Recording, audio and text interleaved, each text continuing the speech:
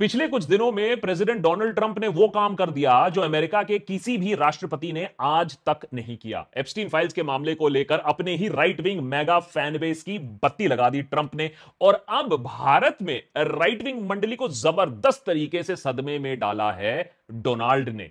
न सिर्फ भारत पर टैरिफ वॉर का ऐलान किया है, बल्कि उससे आगे जाकर इंडिया की इकोनॉमी को मरा हुआ बोल दिया।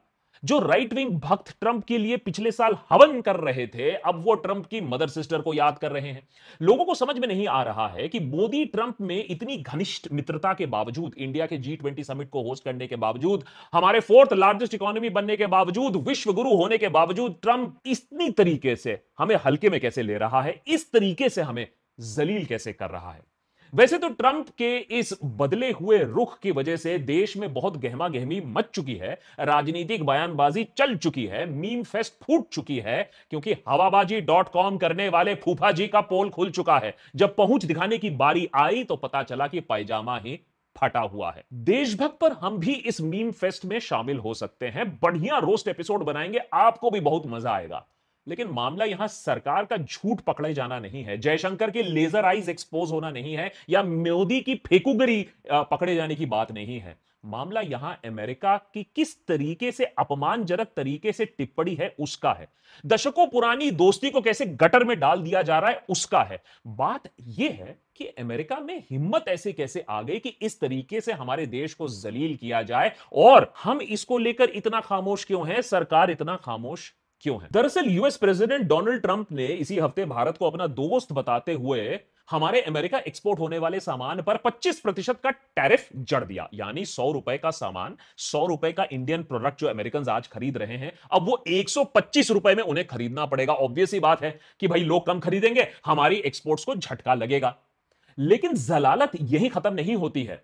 साथ ही साथ अब की बार ट्रंप सरकार ने यह भी फैसला लिया है कि भारत को जो रशिया से सस्ता तेल वो खरीद रहा है और मिलिट्री हार्डवेयर जो खरीद रहा है, उसके लिए भी एक पेनल्टी, एक जुर्माना भरना पड़ेगा। यह पेनल्टी कितना होगा किसी को एग्जैक्टली पता नहीं है, लेकिन कुछ लोगों का अनुमान है कि ट्रंप पुतिन से इतना खफा है, इतने गुस्सा हुए हैं, क्योंकि पुतिन ने वॉर नहीं रुकवाई ना, तो वो रशिया के साथ जो भी बिजनेस कर रहा है उस पर 100% और एक्स्ट्रा टैरिफ मारना चाहता है उस देश पर।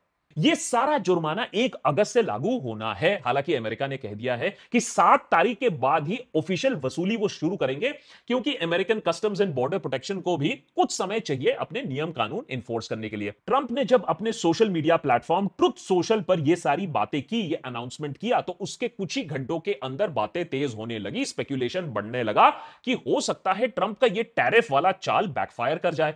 अमेरिका को शायद यह मूव भारी पड़ जाए, भारत शायद रशिया से और ज्यादा करीब हो जाए और ट्रेड रशिया के साथ बढ़ा ले, तो अमेरिका को प्रॉब्लम होने वाली है। तो तिलबिलाकर फिर ट्रंप फिर से ट्वीट करते हैं अपने ट्रूथ सोशल पर और पोस्ट डालकर कहते हैं, इस बार इंडिया को फ्रेंड नहीं बोलते हैं, सीधा सीधा अपमानजनक तरीके से बात करते हैं और कहते हैं कि रशिया और इंडिया आपस में जो करना है कर ले, उन्हें फर्क नहीं पड़ता है, दोनों देश चाहे तो अपनी मरी हुई इकोनॉमीज को साथ लेकर नीचे खींच ले। ट्रंप का यह कहना है कि यूएस पहले से ही भारत के साथ ज्यादा बिजनेस तो करता नहीं है, और रशिया के साथ तो वैसे में ही जीरो बिजनेस है, वहां तो सैंक्शंस लगे हुए हैं। अर्थात भारत और रशिया जाए भाड़ में, अमेरिका को फर्क नहीं पड़ता है, टैरिफ तो लग कर ही रहेगा। वहीं भारत में भी इस बात को लेकर बहस तेज हो गई। राहुल गांधी ने तो ट्रंप के साथ हां में हां मिला दिया, ट्रंप की बातों का समर्थन किया कि कहा तो ठीक ही तो कह रहा है ट्रंप, सबको यह पता है कि हमारी इकोनॉमी डेड है, बस प्रधानमंत्री और फाइनेंस मिनिस्टर को छोड़कर। फिर क्या था, इस बयान के बाद तो बवाल मच गया। भारत सरकार और रूलिंग पार्टी के जो टॉप वॉइसेस हैं, यानी अर्थात गोदी ट्रोल्स, अब सीधा सवाल पूछने लगे, ट्रंप से नहीं, राहुल गांधी से सवाल पूछने लगे कि डेड इकोनॉमी बोला कैसे तुमने। एक दिन की मोहलत सरकार को भी मिल गई कि ट्रंप सरकार से अब कोई सवाल जवाब नहीं करना पड़ेगा। वैसे में भी सरकारी ट्रोल्स भी ट्रंप के सामने कुछ पूछने की हिम्मत और हिमाकत कर नहीं सकते हैं। फिर सोच विचार करने के बाद भारत सरकार ने भी रिस्पॉन्ड किया, तो बहुत ही छू छुपा कर, बहुत ही डेलिकेटली एक धीरे से मैसेज आया, पीआईबी का एक प्रेस रिलीज आया, यह कहते हुए कि ट्रंप टैरिफ अनाउंसमेंट का इंपैक्ट अभी सरकार स्टडी कर रही है, ज्यादा रिएक्शन नहीं है। लेकिन भारत के इस टोन डाउन रिप्लाई से भी डोनाल्ड ट्रंप कहीं रुकते नहीं है। पाकिस्तान के साथ यूएस की ट्रेड डील को अनाउंस करते हुए ट्रंप ने इंडियन लीडरशिप को फिर से प्रवोक करने की कोशिश की। उन्होंने कहा कि पाकिस्तान के साथ अमेरिका ने एक शानदार डील साइन किया है। इस डील के साथ अमेरिका पाकिस्तान की ऑयल एक्सप्लोरेशन में भी मदद करेगा और हो सकता है इससे आगे चलकर पाकिस्तानी कंपनीज भारत को भी तेल बेचे। गजब बेइज्जती है। एक तरफ विश्वगुरु India, fourth largest economy, voice of the global south, एक भी पक्का दोस्त नहीं रह गया है, ऑल वेदर फ्रेंड नहीं है। वहीं दूसरी तरफ एक टिंगा सा पाकिस्तान, आईएमएफ के लोन्स पर जीने वाला पाकिस्तान, अब वो चाइना और अमेरिका दोनों के साथ रोमांस कर रहा है। कहां है भाई लेजर आइज? कहां है वो डिप्लोमेसी जिससे पाकिस्तान को खत्म कर देना था? कहां है वो कॉन्फिडेंस जो वेस्ट को भी पानी पिला देता था? And where was the US in this process? Well, the US was in the United States. I mean, obviously there were. आज एस जयशंकर और इस जोकर में ज्यादा फर्क नहीं रह गया है। अमेरिका क्या कहता था, क्या हो तुम? आज हम कहते तू क्या है बे? आप लेफ्ट विंग हो, राइट विंग हो, अप विंग हो, डाउन विंग हो, एक बात तो साफ है, ये टैरिफ वॉर एक मैसिव फॉरेन पॉलिसी फेलियर है हमारे देश के लिए। सवाल यह है कि हमारी इकोनॉमी पर अब कितना इंपैक्ट पड़ेगा, क्योंकि ट्रंप का दिमाग भी कभी भी बदल सकता है। ट्रंप ने फिर से पीएम मोदी को अपना दोस्त कहते हुए कहा कि टॉक्स तो अभी चल रही हैं, तो शायद कोई डील हो भी जाए, शायद ना भी हो, लेकिन उससे अमेरिका को ज्यादा फर्क नहीं पड़ेगा और हमारी इकोनॉमी भले ही डेड ना हो, लेकिन भारत को इस तरीके से टक्कर देने वाले जो लोग हैं उनके हौसले और बुलंद हो रहे हैं। कैसे? यह समझना जरूरी है कि आज हमें ऐसे जलील कैसे किया जा रहा है। अप्रैल 2, 2025 ये वो दिन था जब यूएस ने पूरी दुनिया पर रेसिप्रोकल टैरिफ्स इंपोज कर दिए थे। डोनाल्ड ट्रंप एक बड़ा सा बैनर लेकर आते हैं जिसमें हर देश का नाम होता है, उसके आगे लगने वाला रेसिप्रोकल टैरिफ रेट लिखा जाता है। इस लिस्ट में एज एक्सपेक्टेड सबसे पहला नाम चाइना का था, जिस पर 34% एडिशनल टैरिफ लगा दिया गया। लिस्ट में कुछ और देशों के बाद भारत का नाम आता है, जिस पर 26% का एक्स्ट्रा टैरिफ लगाया गया था। बस फिर क्या था, दुनिया भर के मार्केट्स में तूफान आ जाता है। अगले एक हफ्ते में पूरी दुनिया को लगता है कि भैया अब तो ट्रेड ही खत्म हो जाएगा। $10 ट्रिलियन से ज्यादा का नुकसान लोगों को झेलना पड़ता है। दुनिया रिसेशन की तरफ जाती हुई दिखती है। लेकिन इस पूरे केओस और प्रेशर के बीच में ट्रंप को अपने टैरिफ पर 90 डेज का पॉज लगाना पड़ता है और एक ग्लोबल स्केल पर क्राइसिस थोड़े दिनों के लिए टल जाता है। इस बीच हर देश अमेरिका के साथ अलग अलग आकर ट्रंप की शर्तों पर लार्जली ट्रेड डील साइन करने लगता है या कोशिश करने लगता है।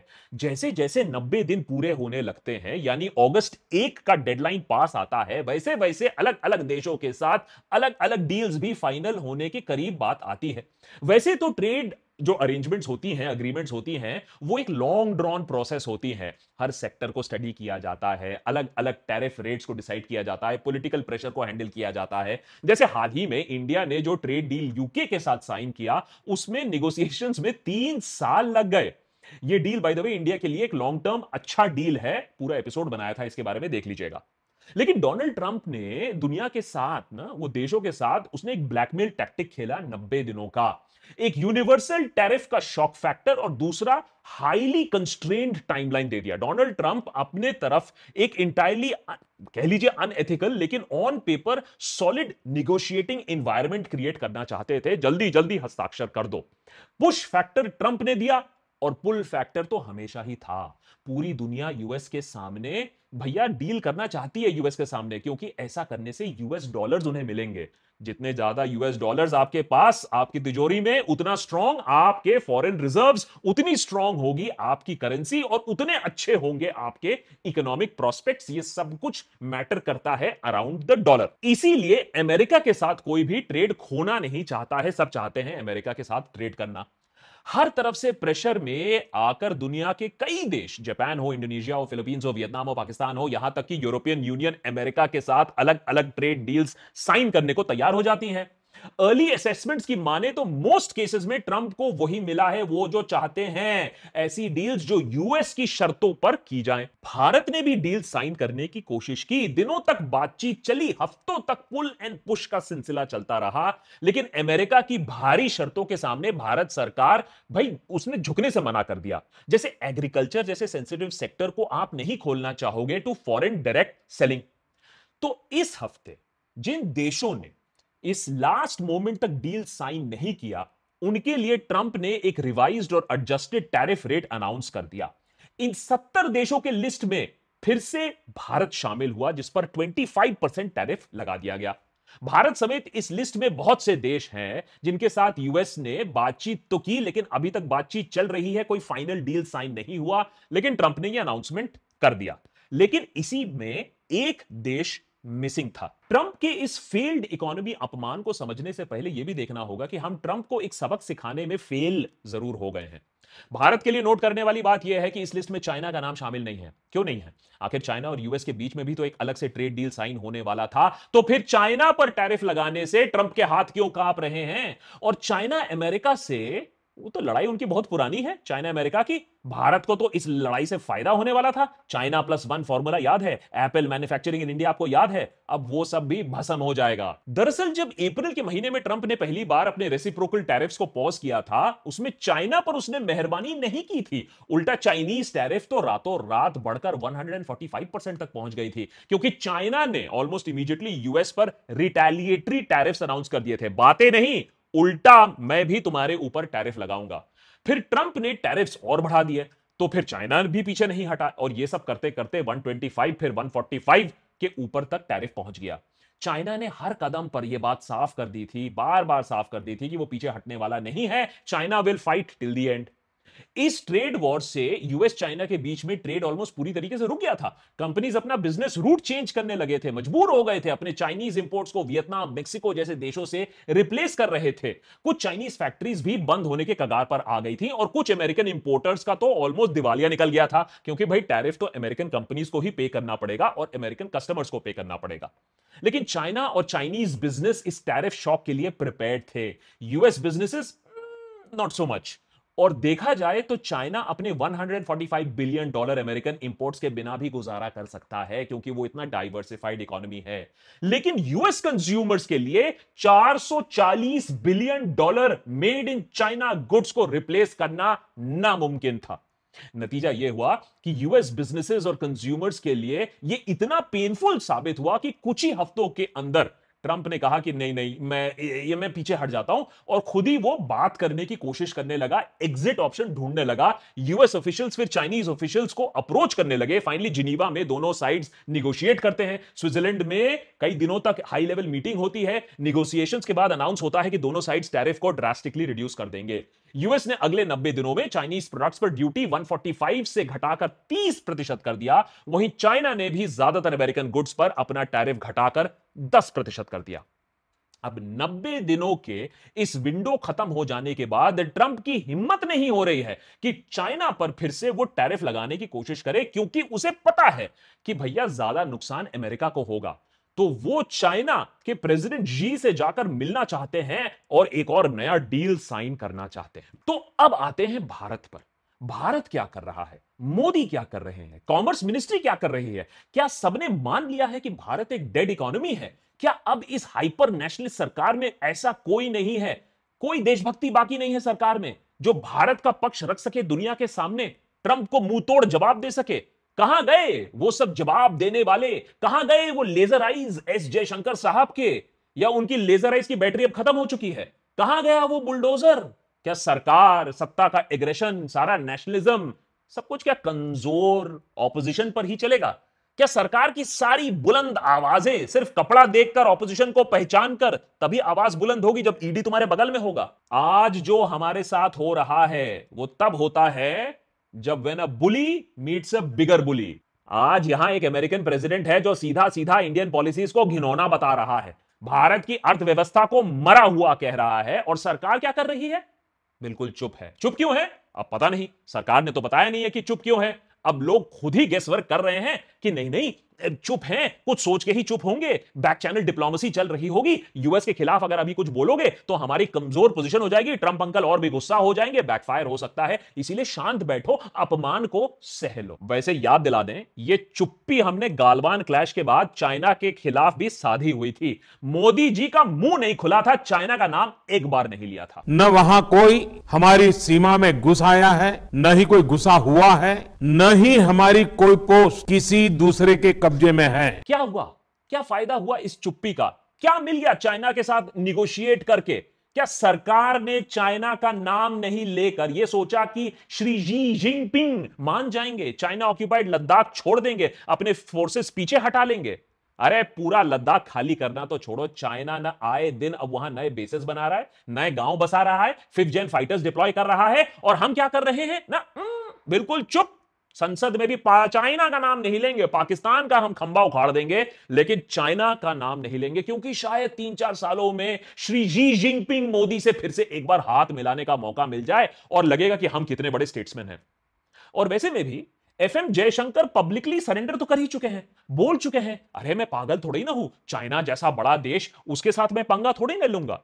अब ये सरेंडर पॉलिसी लॉन्ग रन में महंगी पड़ेगी हमारे देश के लिए, इस बात की मैं आपको गारंटी दे सकता हूं। 2021 और 2025 के बीच में यूएस इंडिया का सबसे बड़ा गुड्स ट्रेडिंग पार्टनर बनता है। इंडिया का टोटल एक्सपोर्ट्स में यूएस का शेयर लगभग 18% होता है। ओवरऑल बायलैटरल ट्रेड करीबन 11% के आसपास। 2024-2025 में इंडिया यूएस का टोटल बायलैटरल ट्रेड $186 बिलियन तक पहुंच गया, जिसमें $86.5 बिलियन का एक्सपोर्ट, $45.3 बिलियन का इंपोर्ट शामिल है। क्लियरली ट्रेड इंबैलेंस इंडिया को फेवर करता है। तो ट्रंप जिस चीज को लेकर नाराज है वो fundamentally American point of view से गलत नहीं है, वो अपने देश के लिए और पैसा कमाना चाहते हैं इंडिया से। जैसे कि चाइना से हम $120 बिलियन का सामान खरीदे पिछले साल, और सिर्फ $20 बिलियन का सामान उन्हें बेचा, तो हर साल चाइना भारत से $100 बिलियन कमाता है। ट्रंप का भी यही लक्ष्य है, चाइना की तरह यूएस भी इंडिया से पैसे कमाए, इंडिया के मार्केट्स को यूएस गुड्स के लिए खोला जाए, जो सेक्टर्स हैं जहां काफी अभी टैरिफ्स लगी हुई हैं। अगर ट्रंप पीछे नहीं हटता है, टैरिफ कम नहीं होते हैं, तो सबसे बुरा इंपैक्ट इंडियन फार्मास्यूटिकल सेक्टर पे पड़ने वाला है। फार्मा में यूएस इंडिया का सबसे बड़ा मार्केट है। सिर्फ पिछले साल इस सेक्टर में यूएस एक्सपोर्ट्स $8.1 बिलियन रहे थे, जो इस साल ऑलरेडी करीबन $10 बिलियन हो गया है। 21% ग्रोथ दिखाया है इस सेक्टर में। ट्रंप के टैरिफ से ये एक्सपोर्ट्स डायरेक्टली हिट होंगे, मेजर जॉब लॉसेस हो सकती हैं फार्मास्यूटिकल सेक्टर में, और वही हाल होगा टेक्सटाइल और अपैरल सेक्टर में भी। बहुत बड़ा सेटबैक, यूएस अकेला इंडिया का टेक्सटाइल एक्सपोर्ट्स में 28% खरीदता है, तो सोचिए कितना बड़ा कस्टमर है। मेजर बायर्स हैं गैप, वॉलमार्ट, कॉस्को, ये जो बड़े बड़े रिटेलर्स हैं, वो जो सामान वहां दिखता है, कपड़ा दिखता है, हमारे देश से आता है। अब क्या होगा, वियतनाम जैसे देश ये मौका हाथ से नहीं जाने देंगे, इंडियन एक्सपोर्टर्स का मार्केट खींच लेंगे और वापस इंडिया में ये बिजनेस आएगा नहीं। ऐसे ही ऑटो कंपोनेंट्स हैं, स्टील है, एल्युमिनियम है, सोलर इक्विपमेंट है, सेंसर्स हैं, डायरेक्टली हिट होने वाली हैं। और जो चीज जहां हम ब्लैकमेल कर भी सकते हैं अमेरिका को, उसमें उन लोग ने टैरिफ्स नहीं रखा है। तो अगर उनको फोन चाहिए, हाई एंड इलेक्ट्रॉनिक्स चाहिए, तो उस पर टैरिफ 0 भी कर देंगे। लेकिन ओवरऑल इकोनॉमिक एस्टिमेट्स की माने तो अगर ये टैरिफ ट्रंप इस साल नहीं हटाता है, तो हमारी जीडीपी 0.2 to 0.5% तक गिर सकती है। 6% जीडीपी ग्रोथ से भी हम नीचे आ जाएंगे। याद रखिए 8% ग्रोथ चाहिए, साल बसाल 8% ग्रोथ चाहिए अगर $5 ट्रिलियन इकोनॉमी बनना है। यूएसए भारत की कमजोरियों को जानता है, उसे पता है that India has a lot to lose, इसीलिए ट्रंप इंडिया को भी आर्म ट्विस्ट करने की कोशिश कर रहा है, जिससे अमेरिका के लिए बेस्ट डील निकले। तो भले ही ट्रंप पब्लिक में नेमिंग और शेमिंग करे, लेकिन भैया वो डील होने के चांसेस को अभी भी जिंदा रख रहा है। वो चाहता है कि मोदी फोन उठाकर बात करे। ये बीच में गाली गलौज, ह्यूमिलिएशन, धमकाना शमकाना, वो ट्रंप बाद में बोलेगा it is art of making a deal, ये सब तो मैं कर रहा था अपने देश के लिए।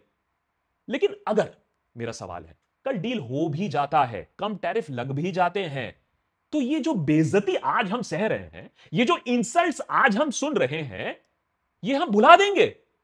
मैंने देशभक्त पर तो हमारा मानना है कि ये गलत होगा। ये देश की गरिमा के साथ यहां खेला जा रहा है, और इसका उदाहरण भी है। ब्राजील का एग्जांपल बताता हूं। ब्राजील भी ब्रिक्स का एक हिस्सा है। इंडिया और ब्राजील अक्सर उनकी तुलना की जाती है, दोनों ग्रोइंग इकोनॉमीज हैं, एंटी डॉलर अलायंस का एक बार हिस्सा भी थी। ब्राजील पर भी ट्रंप ने इनिशियली बहुत प्रेशर बनाने की कोशिश की, लास्ट मोमेंट तक डील फाइनल ना होने पर 50% टैरिफ लगाने की धमकी दी, अल्टीमेटम दिया। लेकिन ब्राजीलियन लीडरशिप ने क्या किया, चुप नहीं बैठे, सीधा डिक्लेयर किया कि चाहे कुछ भी हो जाए, जितना भी लगाना है लगा दो, हम अपने आप को एक छोटा देश समझकर यूएसए के साथ निगोशिएट नहीं करेंगे, ये जलालत हम नहीं झेलेंगे। चाइना की तरह ब्राजील ने भी नेशनल प्राइड को ऊपर रखा, लेकिन याद दिला दूं, उसके पास कोई बड़ी इकोनॉमी नहीं थी जिससे वो धमका पाए अमेरिका को, लेकिन अपनी इज्जत थी। ट्रंप के ताने चुपचाप सुनने के जगह उसने आंख से आंख मिलाई और करारा जवाब भी दिया। और अल्टीमेटली हुआ क्या है? हुआ यह कि ट्रंप 50% टैरिफ की धमकी से खुद ही पीछे हट गए और नए लिस्ट में ब्राजील पर टैरिफ सिर्फ 10% ही लगा है। बंद दरवाजों के पीछे कनाडा और मेक्सिको जैसे देशों ने भी डील किया है, यह बात मैं मानता हूं। कहीं ना कहीं ट्रंप की बातें उन्होंने मानी भी हैं, लेकिन पब्लिकली अपने देश को अपमानित नहीं होने दिया है। ट्रंप को भी उल्टा खरी कोटी सुनाया है। और भारत ने ये जो आलोचना है, बेइज्जती है, जलालत है जो झेली है, उससे हुआ क्या? फिर भी तो 25% का टैरिफ लगा दिया। तो चुप्पी तोड़ो मोदी जी, देश की इज्जत का सवाल है। अंग्रेजी में एक कहावत है, पावर रिस्पेक्ट्स पावर। कमजोर की इज्जत सो कॉल्ड ग्रेट पावर्स कभी नहीं करेंगे, लिख के ले लो। अब यह भारत को डिसाइड करना है, सरकार को डिसाइड करना है कि वो पावर को पावर के साथ फेस करेंगे या कायरता और चुप्पी से। फिलहाल तो यह नरेंद्र मोदी सरेंडर वाला फॉर्मूला कुछ काम नहीं कर रहा है। ट्रंप के धमकाने के कुछ ही घंटों बाद खबर यह आ रही है कि हम रशिया के जो सस्ता तेल जो खरीद रहे थे वो इमीडिएटली हमने अब बंद कर रहे हैं, वो टैप हम बंद कर रहे हैं। अगर यह खबर सही है तो ट्रंप कि ये जो मांग थी, एक बहुत बड़ी मांग थी, वो हम ऑलरेडी पूरा कर रहे हैं। अब अगला क्या बात मानेंगे कि रशिया से हम वेपन्स खरीदना छोड़ देंगे? तो ये तो फिर चिंताजनक बात हो गई कि भैया अमेरिका हमारी फॉरेन पॉलिसी कंट्रोल करेगा। फाइनली क्या हमारी इकोनॉमी डेड है? बहुत सेंसिटिव सवाल है, लोगों को यह बात चुभी है। मैं बोलूंगा कतई ही नहीं, हमारी इकोनॉमी डेड नहीं है। लेकिन हमें यह बात भी समझना होगा, मानना होगा कि हमारी जो विशाल जनसंख्या है वो हमें 4th लार्जेस्ट इकोनॉमी बनाती है, ना कि हमारी आर्थिक शक्ति जो दूसरे देशों को हमारे सामने झुकने के लिए मजबूर कर दे। इकोनॉमी डेड नहीं है, लेकिन मेक इन इंडिया डेड हो चुकी है। Startup India, deep tech in India कोई ग्लोबल प्रोडक्ट नहीं बनाती है, डेड हो चुकी है। हमारी भूख मर चुकी है कि हम एक बेहतर कल बनाए अपने लिए, बेहतर देश बनाए अपने लिए।